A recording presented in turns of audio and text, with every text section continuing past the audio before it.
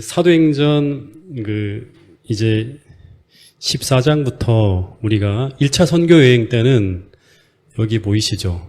여기 안디옥에서 실루기아라는 항구로 내려가서 이 구브로 섬에서 살라미 항구에 들렸다가 요 바보를 거쳐서 다시 요 버가로 해서 비시디안, 안디옥, 이고니온, 루스드라, 더베 이렇게 해서 다시금 돌아가는 게 1차 선교 여행의 코스였습니다. 근데 2차 선교여행은 이제 이 안디옥에서 출발해서 수리아 지방, 시리아 지방을 거쳐서 길리기아로 지나가고 이 더베와 루스트라에서 누굴 만나죠? 디모데라는 사람을 만나죠. 그죠? 그래서 실라, 바울, 디모데가 합력해서 다시 이고니온을 거쳐서 이제 어디로 갈라 했냐면 원래는 이 아시아 쪽으로 가려고 했는데 에베소를 비롯해서 하나님이 막으셨어요. 3차 여행 때 일로 들어갑니다. 막으셔갖고 이 부르기아와 그 다음에 이 북갈라디아 지방을 쭉 거쳐갖고 트로이까지 들어갑니다. 여기 이 성. 그래서 여기서 배를 타고 여기서 뭘 보죠? 여기서 뭐를 보죠? 마게도니아의 부르짖음이라 그래서 이 마게도니아 지역에 있는 사람이 일로 와서 선교를 해달라는 그 부르짖음을 듣고 이제 바울이 배를 타고 이 사모드라게라는 요 섬이 있는데 여기 이제 중간 지점 여기서 하룻밤을 자고 네아폴리라는 항구로 들어가서 거기서 16km를 걸어갖고 이 빌립보까지 들어갑니다. 예. 그 빌립보 교회가 유럽의 첫 교회고, 그 다음에 데살로니가 교회 알죠? 데살로니가, 그 다음에 여기는 아테네가 있고, 고린도 교회가 있고, 여기 쭉 세워지는 거예요, 이제. 선교지점. 그래서, 여기 하나 기억해야 될 게, 요 트로이, 사도행전 16장 10절, 이 트로이에 도착했을 때, 그때 이제 우리라는 말이 나옵니다. 10절부터 11절부터. 그래서 그걸 가지고, 그때부터 누가 참여했다? 여기서부터 누가라는 누가가 2차 선교여행에 참여하면서 드디어 4사람이 이제 유럽으로 들어간다고 생각을 합니다. 예. 사도행전 16장 10절부터. 그래서 이 유럽의 첫 성인 빌립보에 들어가서 이제 수위를 유하면서 이제 빌립보에서 선교를 하는 거예요. 수위를 유하면서 선교를 막 하는데 안식일을 맞게 되었죠. 그죠? 그래서 그 근처에 회당이 없어서 안식일이 되자 그들이 기도처가 있는가 해서 문밖 강가에서 예배를 드리게 되는데 그 예배 드리는 장소에 그 여자들이 그렇게 많지는 않았을 것 같아요. 그죠? 여자들로 구성된 회중들이 모여서 바울의 설교를 듣게 됩니다. 근데 그 집회 장소에 여자들로 구성된 그 회중 중에 한 여자가 있었는데 그 여자가 안식일에 이 바울의 설교를 듣고 회심하면서 유럽에서 첫 번째 그리스도인으로 기록되어지고 있는 사람이 있죠. 그 사람이 누굽니까? 라고 우리가 나중에 골든벨에서 묻는다면 여러분들 뭐라고 대답을 하셔야 될까요? 바로 루디아라는 사람이죠. 아시아 출신인데 두아디라 성 출신의 이 루디아라는 사람이 처음으로 그리스도인으로서 침례를 받고 이 사람뿐 아니라 이 사람에 있는 집안의 모든 식구들이 다 침례를 받습니다. 그래서 이 빌립보에서 첫 가정교회가 세워집니다. 그리고 얼마 후에 또 한 여자가 이제 바울을 쫓아다니다가 바울에 의해서 귀신이 떠나가면서 회심하는 한 사람이 있었죠. 그죠? 이름은 적혀져 있지 않지만 귀신 들린 여종이 바울에 의해서 회심을 하고 이 그리스도의 제자가 됩니다. 그래서 이 바울의 선교가 계속 성공적으로 막 이어지고 있을 때 이 분위기를 완전히 뒤엎으면서 찬물을 끼얹는 한 사건이 벌어지는데 이 사건으로 말미암아 어떻게 보면 빌립보 교회가 위기에 처하고 선교적으로 완전히 무너질 수밖에 없는 그런 상황이 벌어지게 됩니다. 그 사건의 발단은 이제 바로 이 귀신 들린 여종의 회심으로 인해서 그 여종의 주인들이 자신의 이익이 끊어진 것 때문에 화가 나서 이 바울과 실라를 붙잡아서 관원들에게 끌고 갑니다. 그리고 얼토당토 않는 제목을 뒤집어 씌워서 고소를 해갖고 이 바울과 실라가 이제 아고라라는 광장으로 끌려 나와서 옷이 다 벗겨진 후에 심한 매질을 당해서 온몸이 피투성이가 되어지고 그리고 24절에 보면 착고가 채워져서 깊은 감옥에 가두어지는 일이 벌어집니다. 근데 그때 이제 여기 25절에 보면 무슨 말이 나오냐 그러면 밤중쯤이란 말이 나오죠. 그죠? 예. 그래서 밤중쯤에 이제 바울과 실라가 기도를 하게 되는데 이 밤중쯤이라는 말은 아마 정신을 잃었을 것 같아요. 너무나 심하게 매질을 당해서. 그래서 이 밤중쯤에 정신이 딱 들어갔고 깨어났을 때 그때 이 바울과 실라가 온몸이 만신창이가 된 채로 그 깊은 감옥에서 하나님께 기도하고 찬미하면서 하나님을 예배합니다. 근데 이 예배, 이 밤중중에 드려지는 이 예배가 어떻게 보면 죄수들의 어떻게 보면 한풀이 정도로 생각하는 아주 사소한 일처럼 보였을 거예요. 근데 하나님께 기도하고 찬미하며 하나님을 예배하는 이 예배를 통해서 뭐가 시작되냐 그러면 대반전이 시작됩니다. 네. 25절, 26절을 읽어보겠습니다. 지난번 여기까지 했죠. 그죠? 25절, 26절. 같이 한번 읽어보겠습니다. 시작. 한밤중에 바울과 실라가 기도하고 하나님을 찬송하며 죄수들이 듣더라. 이에 갑자기 큰 지진이 나서 옥토가 움직이고 문이 곧 다 열리며 모든 사람의 매인 것이 다 벗어진지라. 예. 그러니까 바울과 실라가 찬미하고 그 찬미 소리가 그 옥중에 쫙 퍼져가고 있을 때 모든 죄수들의 거친 욕설과 고통의 신음소리가 다 그쳐지고 그 후에 갑자기 뭐 상상할 수 없는 큰 지진이 일어납니다. 근데 그 지진에 의해서 옥토가 막 왔다 갔다 하면서 움직입니다. 그리고 옥문이 다 열려집니다. 그리고 모든 사람들이 메인 것이 착고가 다 벗어지는 장면이 벌어집니다. 근데 이 사건은 베드로가 추록할 때 사도행전 12장에 벌어진 장면과 비슷한 장면이 벌어지는 거예요. 그 실제 사도행전에 보면 이 사건이 벌어지게 되는 과정을 뭐라고 소개하고 있냐 그러면 천사들이 하나님의 충실한 종들을 구원하기 위해 왔다고 묘사하고 있습니다. 사도행전 15장에서도 그죠? 하나님의 명령이 떨어지길 기다리고 있었겠죠. 저렇게 하나님의 의로운 종들이 무고하게 고통당하고 있는 장면을 보면서 하나님 빨리 명령만 내려주시면 제가 내려가서 그 모든 것들을 다 정리하고 구출하겠다고 기다리고 있었겠죠. 근데 하나님이 이 예배 소리가 들려날 때 가라고 말씀하자마자 천사들이 바로 내려가서 하나님의 종들을 구하는 작업이 벌어지는데 그게 바로 옥토를 뒤흔드는 거예요. 사도행전 12장에서 베드로의 추록 사건을 돕기 위해 천사가 날아온 것처럼 똑같이 천사들이 이 기도 소리와 이 찬미 소리를 듣고 하나님의 그 명령을 따라 움직이는 거예요.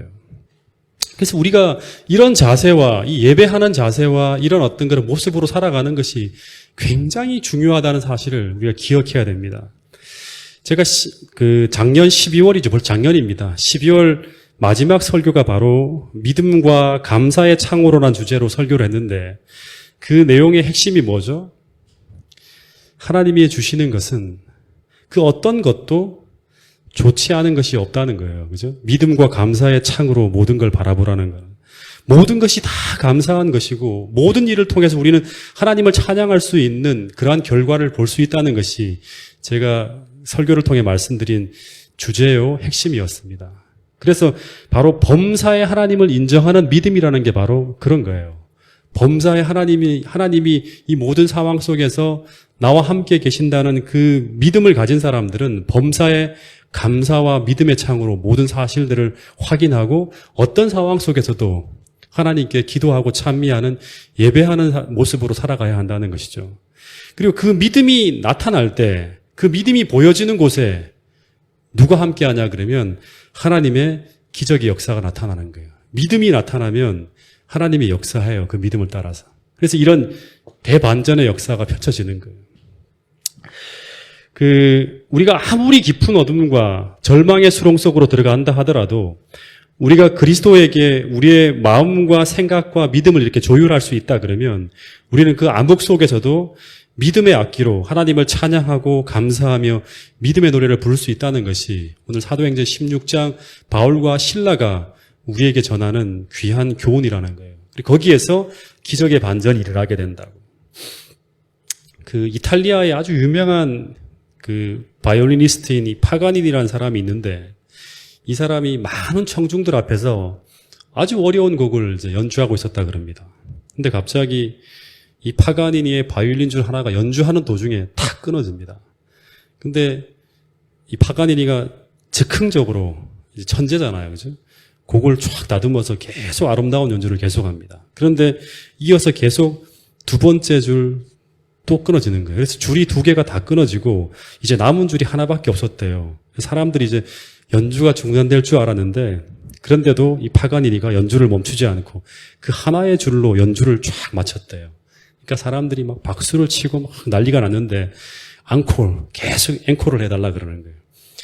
근데 이 파가니니가 바이올린에 줄이 하나밖에 없잖아요. 근데 이 파가니니가 지휘자에게 고개를 끄덕이면서 앙코르 연주를 했대요. 그 공명이 바로 뭐냐 그러면 파가니니와 한 개의 줄이라고 청중들에게 쫙 외쳤다 그럽니다. 그리고 딱 턱을 캔 채 한 줄을 가지고 아주 아름다운 연주를 또 계속했다 그럽니다.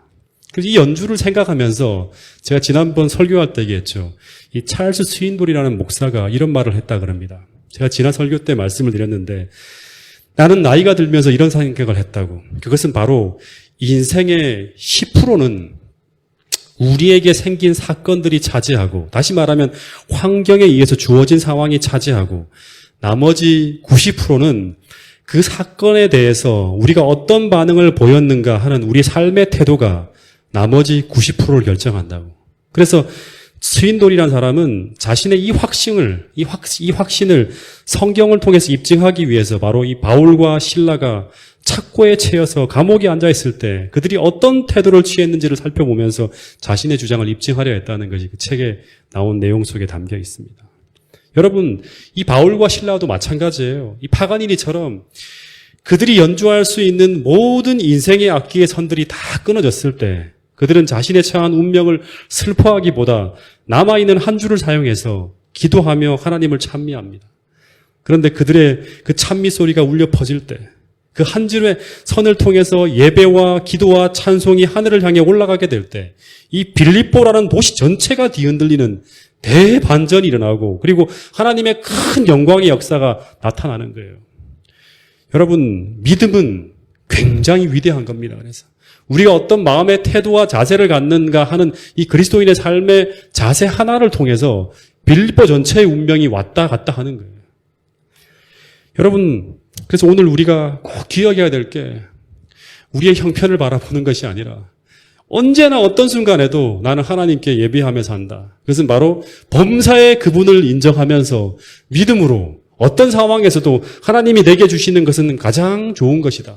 최선의 것이라는 걸 인정하면서 믿음과 감사의 창으로 그 모든 것을 바라보며 하나님께 예배하고 찬송하게 될 때 그 믿음에 하나님이 역사하면서 우리 삶의 대반전이 일어난다는 겁니다. 여러분, 이 공식을 꼭 기억하고 어떤 순간에도 찬미하며 믿음으로 하나님을 예배하는 예배자로 살 수 있게 되기를 간절히 바라겠습니다. 어쨌든 이 지진이 일어나서 이 영향이 빌립보라는 도시 전체를 뒤흔들었을 것입니다. 그리고 그 지진으로 인해서 이제 바울과 실라의 착고가 쫙 풀려지고 옥문이 열려지는 사건들이 벌어집니다. 그리고 이제 바울과 실라가 이렇게 이제 갇혔잖아요. 그리고 지진이 터졌잖아요. 그래서 그 아마 빌립보 시민들은 이 바울과 실라가 여종을 이렇게 막 회심시키는 그런 사건들을 기억하면서 이거 뭔가 우리가 큰 잘못을 한 게 아닌가 하는 그 두려움에 떨었을 것입니다. 어쨌든 다시 돌아가서 이 지진으로 인해서 이 간수가 깜짝 놀라서 제일 먼저 감옥 문을 즉시 확인합니다. 근데 모든 문들이 다 열려 있는 것을 보고 이 간수가 죄인들이 달아났을 것이라고 생각을 해요. 근데 로마법에 의하면 죄수들이 탈옥하게 되면 간수는 그 책임을 지고 자신의 생명을 보상해야 된다는 것이 로마법이래요.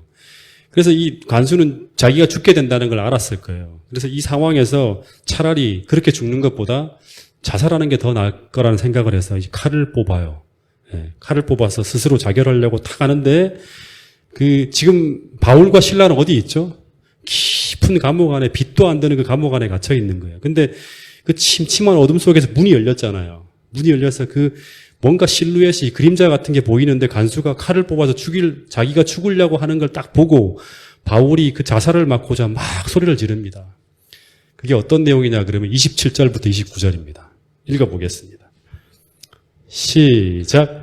간수가 자다가 깨어 옥문들이 열린 것을 보고 죄수들이 도망한 줄 생각하고 칼을 빼어 자결하려 하거늘 바울이 크게 소리질러 이르되 내 몸을 상하지 말라 우리가 다 여기 있노라 하니 간수가 등불을 달라고 하며 뛰어들어가 무서워 떨며 바울과 실라 앞에 엎드리고 예, 무서워 떨면서 바울과 실라 앞에 부복하고 엎드렸다는 거예요.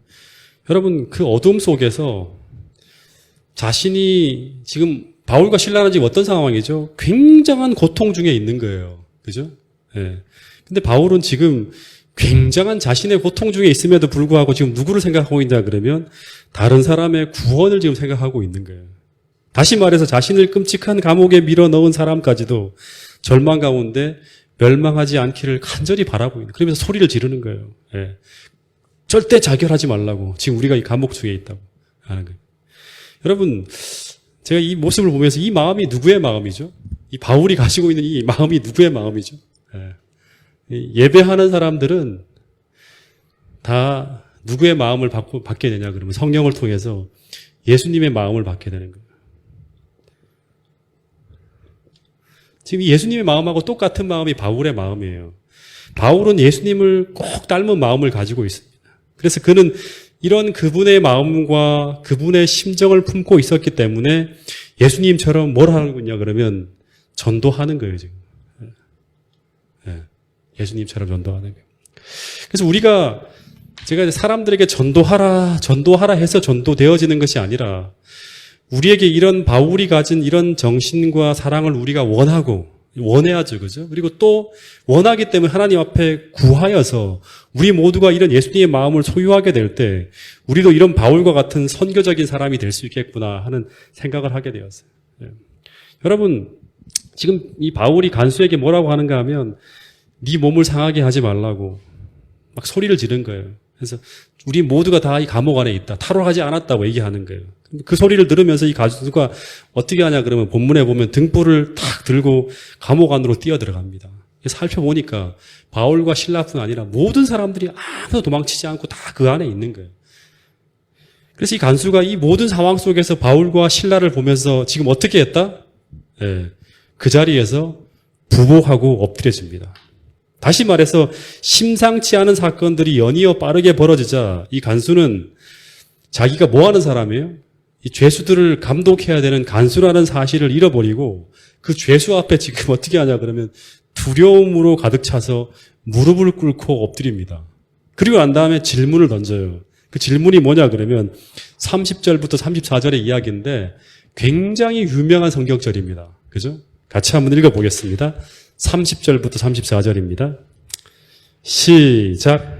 그들을 데리고 나가 이르되 선생들이여 내가 어떻게 하여야 구원을 받으리이까 하거늘 이르되 주 예수를 믿으라 그리하면 너와 내 집이 구원을 받으리라 하고 주의 말씀을 그 사람과 그 집에 있는 모든 사람에게 전하더라.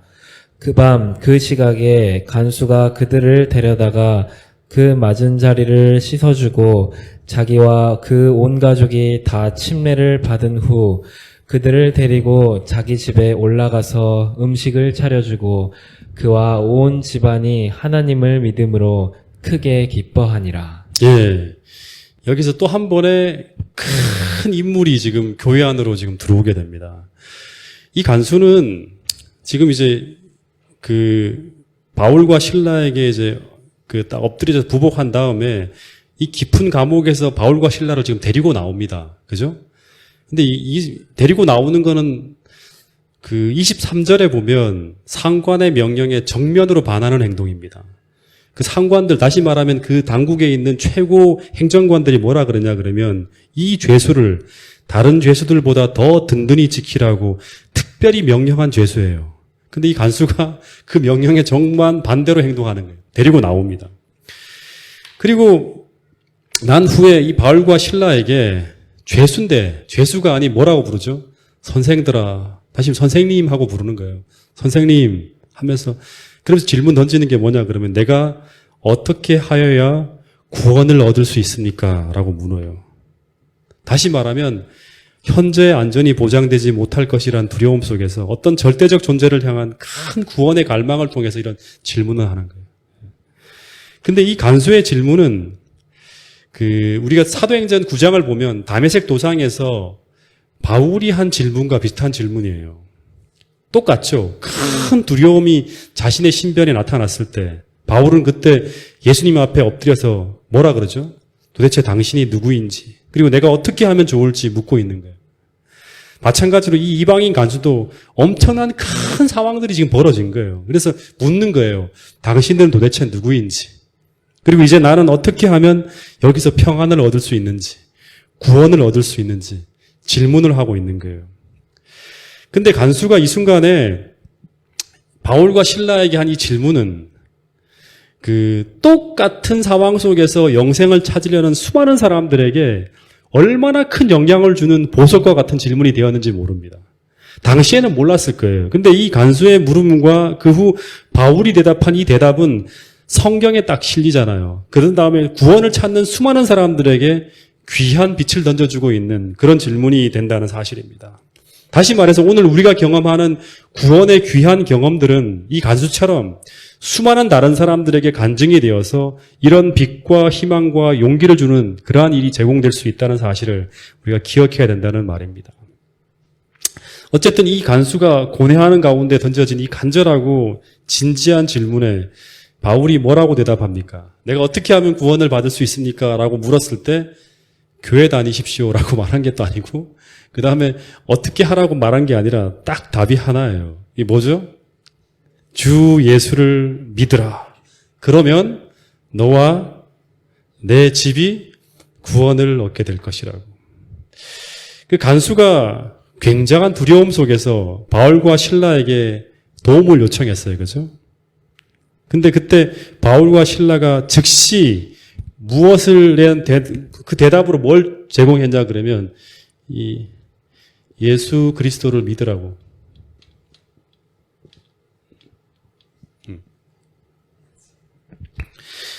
간수가 두려움 속에서 바울과 실라에게 도와달라고 내가 어떻게 하면 여기서 평안을 찾고 내가 원하는 그런 어떤 도움을 받을 수 있습니까? 하고 물었을 때 그 대답에 바로 뭘 제시했냐 그러면 예수 그리스도를 믿을 것을 딱 권했다는 거예요. 여러분 우리가 여기서 굉장히 중요한 교훈이 하나 던져지는데요. 우리가 놓치지 말아야 될 게 하나 있어요. 타이밍이라는 게 굉장히 중요하다는 거예요. 타이밍. 예. 만약 이 순간에 바울과 실라가 이 간수가 이런 말을 했을 때 엎드렸잖아요. 잘못했습니다라고 얘기하는 거예요. 이럴 때 간수의 잘못을 따지고 훈계하고 옳고 그름을 논했다 그러면 이 바울과 실라는 이 간수와 이 가족을 구원할 귀한 기회를 잃어버릴 수도 있다는 거예요. 예. 근데 바울과 실라가 이 타이밍을 놓치지 않고 그 순간만을 기다렸던 거예요. 언제나 어느 순간에든지 예수님을 제공할 수 있는 순간이 있는가를 살피다가 이 간수가 이런 상황이 딱 됐을 때 바로 즉시 예수 그리스도를 제시했다는 거예요. 그래서 이 간수가 이 바울의 이야기를 듣자마자 이 예수가 누구인지 어떤 분인지 배우기 위해서 바울과 실라를 자신의 집으로 데려가서 자세하게 배우게 됩니다. 이런 과정을 통해서 예수님의 영광이 바울과 실라를 통해서 드러나게 되고 간수는 자신뿐만 아니라 그 모든 가족들을 다 모으고 생명의 길을 배울 수 있도록 다 만듭니다. 다시 말하면 얼마 전까지만 하더라도 깊은 감옥 속에서 갇혀 있어야만 하는 사람들에게 다 배우는 거예요.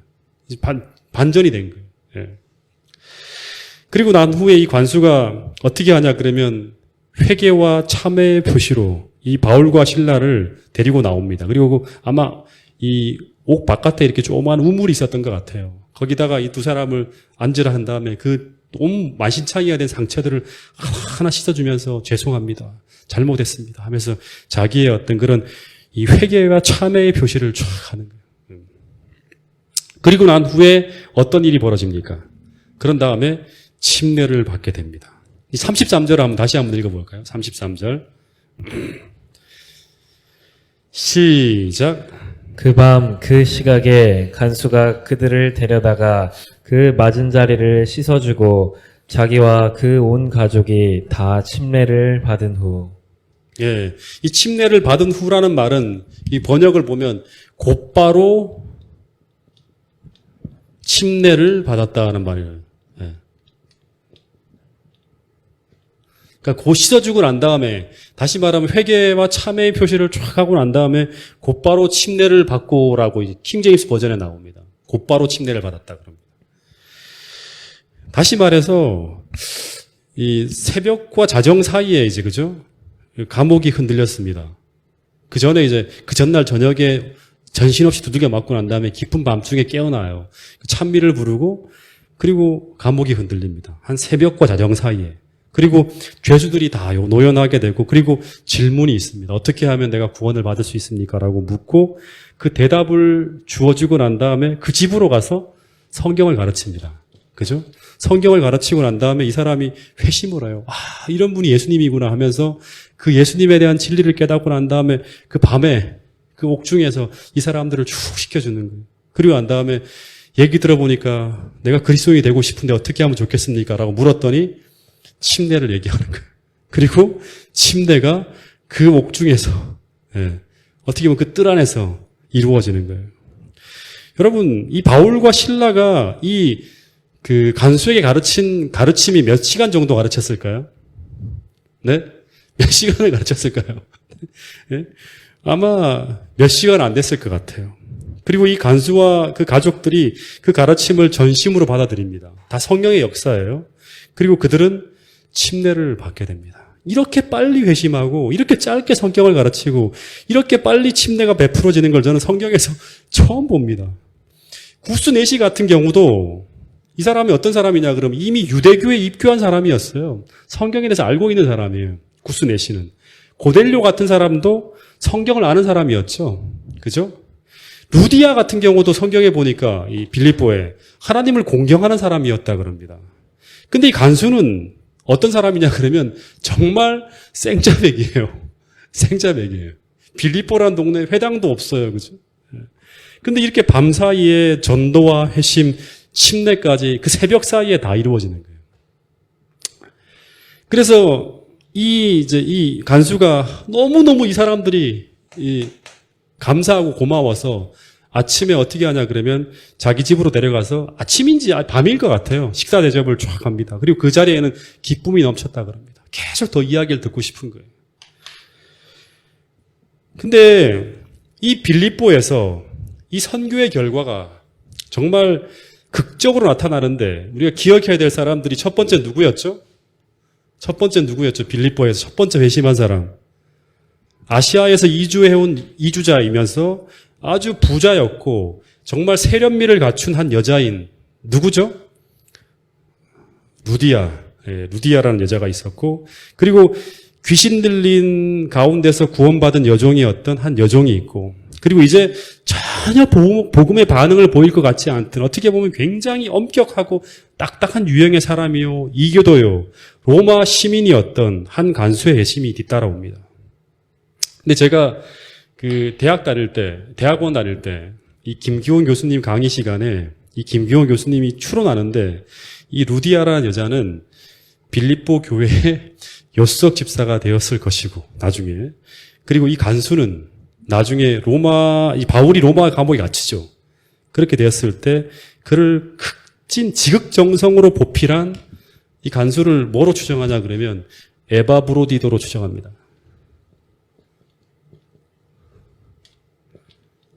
네. 이 바울의 옥바라지를 지극정성으로 한 사람이에요. 빌립보서에 보면. 빌립보서 2장 25절부터 30절 한번 볼게요. 빌립보서 2장 25절부터 30절.